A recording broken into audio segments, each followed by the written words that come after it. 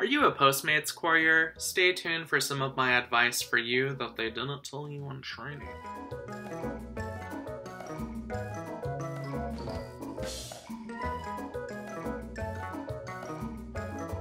Okay, so for this video, I just wanted to make some tips and kind of give some advice for things that I've come up with along the way while working as a Postmates courier. With Postmates, they have very, very minimal training, and you basically just kind of have to figure out things as you go. So for people that might be new to Postmates or are kind of trying to figure things out, I thought, hey, I'll give you some advice and hopefully help you out along the way. My first piece of advice is that number one, you can order extra bags. Now, this is something, they give you a bag when you first start out, but it's very small, it's kind of flimsy, and if you go to a restaurant where you're getting a larger order, not everything is going to fit in that bag. And that sucks because you want those larger orders and you especially want those customers to be happy, so they give you tips that match up with, 20% of what they ordered. So with that, one thing that you can do is that you can order a new bag every month. Technically, this is a replacement bag, but for me, I have two bags now because I ordered a replacement bag. So then if I have a larger order, then I can break up the items into smaller things. And I always tell them if I can tell it's going to be a larger order at a restaurant, I'll tell the restaurant people like, hey, can you fit this into 2 small bags so I can put them in these temperature controlled stacks. So that's a word of advice. Every month, order a new bag, it's available to you. Second thing is that when you go into the app, it will show you the different areas that are busiest in red. For me, I would say it's helpful, but you shouldn't be totally reliant on this. And there's a couple of reasons for that.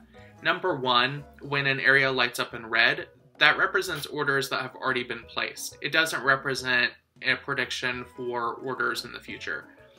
So what will happen, like let's say there's an area out in the suburbs that's kind of like away from everything where there's not normally a lot of orders. For some reason, there's just, like extra activity that happens in a 15-minute interval. Let's say there's a bunch of people at a party and they're like, oh, let's order from Postmates. Oh, yeah, I'll do too, do. Then that area is going to light up in red.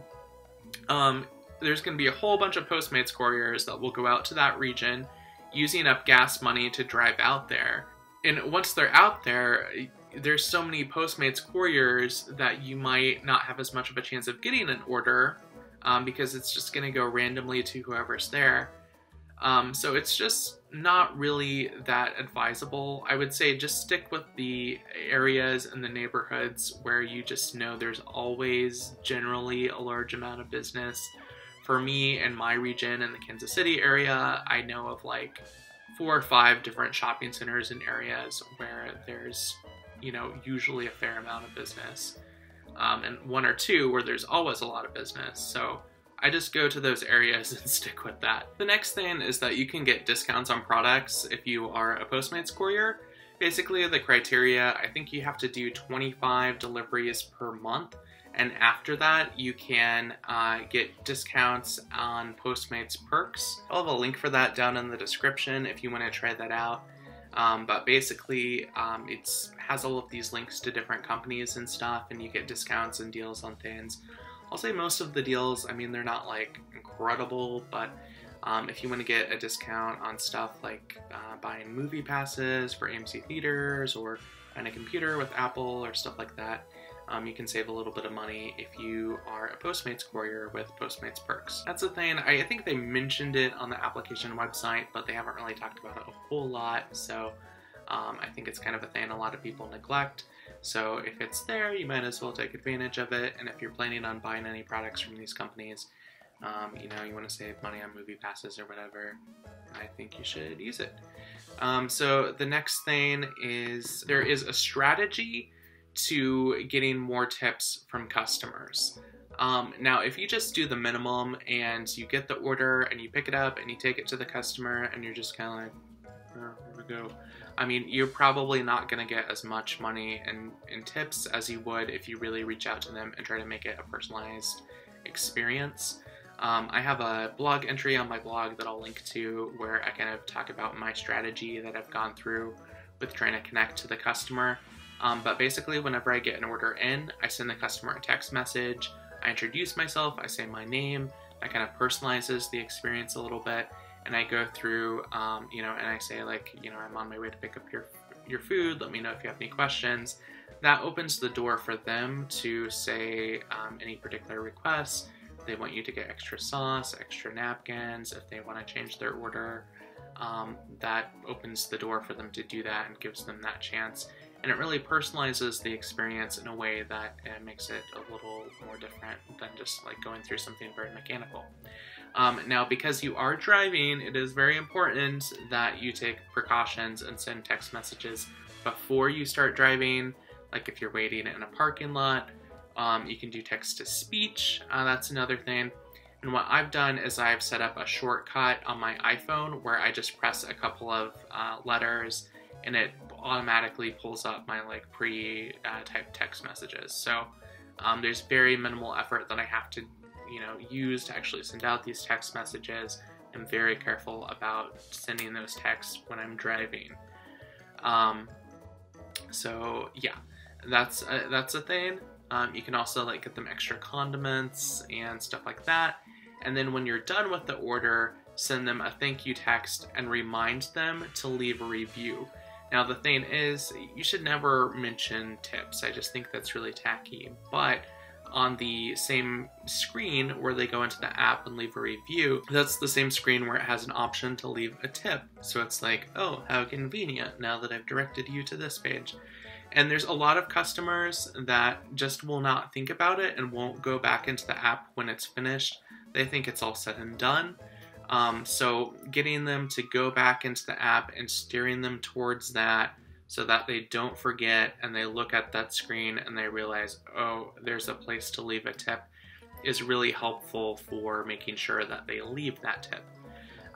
But the thing is, and I realized this is another thing, okay, and I wasn't doing this for a time period. If you, when you send out that text message, you have to send it to the customer before you close out the order, because the phone number that it gives you for the customers isn't the real phone number. It's like a truncated phone number from like California or Portland or wherever the company is based out of. So once you've closed out the order, it's no longer going to route that phone number to the customer.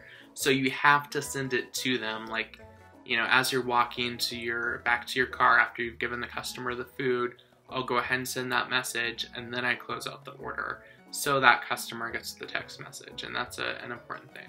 But anyway, this is a strategy I've heard from other people. I didn't really come up with it, but it's just kind of like a helpful thing, and I have information on my blog if you want to get more info. Another thing is that you can be picky with your orders. However, you have to consider if it's worth it or not.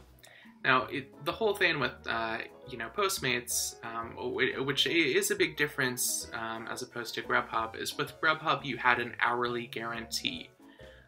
So you could decline orders, but if you declined them, you, like a certain number, then you weren't guaranteed the hourly minimum. With Postmates, their payment structure is different. You don't have an hourly guarantee. You have a guarantee per your base for every order. So there's no advantage or disadvantage, at least there's no like immediate repercussion if you decline an order. The question is if you're declining order after order after order, are you cutting into time that you could have just spent at least doing something to make money? The thing that's really going to make or break the amount of money that you make with Postmates is going to be the amount of money that you get from tips. How do you get more money from tips? You give good customer service, but you also get larger orders. Because, I mean, there's some people that tip just the same thing for every driver. Like, let's say they tip $5 no matter the amount. There's other people that tip based on the percentage, which is, I would say, slightly more of a standard. But, you know, they'll select like 15%, 20%, and the app will actually have a little calculator where they can slide to select the percentage. But, you know, for that, if you have an order that's like $10 from McDonald's, you're not going to get nearly as much from a tip as an order that is $125 from a nice restaurant where they have multiple entrees for different people and an appetizer and bread and a dessert, and it's all in multiple bags, you're gonna get a lot more money from that kind of stuff. So what I do is if I see fast food orders and it's like around dinner time during the dinner rush, and I know there's other orders where I could get more money if it was like a larger restaurant, if I get something from Starbucks or McDonald's, I'll decline it. Now if I get, like, the next order comes up and it's also from McDonald's, and then another one from McDonald's, and I've just been sitting in my car wasting time for like 15 or 20 minutes, by that time period, I might as well go ahead and accept it. Like, there's a certain point where you can't just keep declining orders, because ultimately, you know, getting that $10 of profit or whatever that you would get from the McDonald's order is going to be more advantageous for you than sitting in your car and doing nothing. So, yeah, so you can decline orders and be picky, but just make sure that it isn't cutting away too much of your time either. The next thing is to not be too into the whole Blitz thing. Now, what Blitz is basically when they have a huge need for drivers to come out and work, they will offer you like 1.5 or 2 times or 2.2 times the base rate for your orders. Now, as I've said before, the thing that really influences how much money you get is your tips. That's going to be the, you know, X factor that influences whether or not you are getting a large amount of money for a night or a cruddy amount of money for a night. If, you know, you get that extra $1 or $2 from your, you know, from your base rate, that's nice, and it's not like I'm gonna reject it. But if you get that notification on your phone, and like, let's say with me, I live out in the suburbs, I don't live in the urban core, at least right now, where most of the orders are at. For me to like use that gas money to drive all the way downtown where there's going to be the orders to the hot spot and take out my time, you know, to get that extra $1 or $2 just isn't worth it. You also have to consider there's going to be a lot of other people that will get that notification and decide, oh, well, I need to go out and do orders. And the more drivers you have out at one particular time, the less orders you're going to get because they're evenly distributed. So it's just not like that great to, you know, drop everything and do blitzes. Generally, just kind of like stick around like lunch or dinner time, stick to the neighborhoods that you know are going to get the most business, and you're going to be, you know, generally successful. You know, blitzes and the red areas on the maps and stuff like that, I think if you get too hung up on that, it can actually be a detriment to you rather than an advantage. If you are spending extra gas money and going out in times where you're not going to get that many orders, or you're going out to an area that's suddenly lit up in red when it actually ends up being not that busy, there's just basically a strategy that you'll come up with that's just kind of common sense. Like, go where there's restaurants, go around lunch and dinner, and you'll be fine. So anyway, I hope you enjoyed this video. If you liked it, make sure to give it a thumbs up and to subscribe to my channel for more information on side gigs and ways to save extra money. You can also check out my blog, thethriftymanblog.wordpress.com. I have new articles every week on saving money and different side gigs, so that's definitely a good thing to check out. If you've worked for Postmates and you have any other tips, go ahead and leave a comment down below and tell me what those are. You can also follow me on Facebook, Twitter, or Pinterest. Have a good one.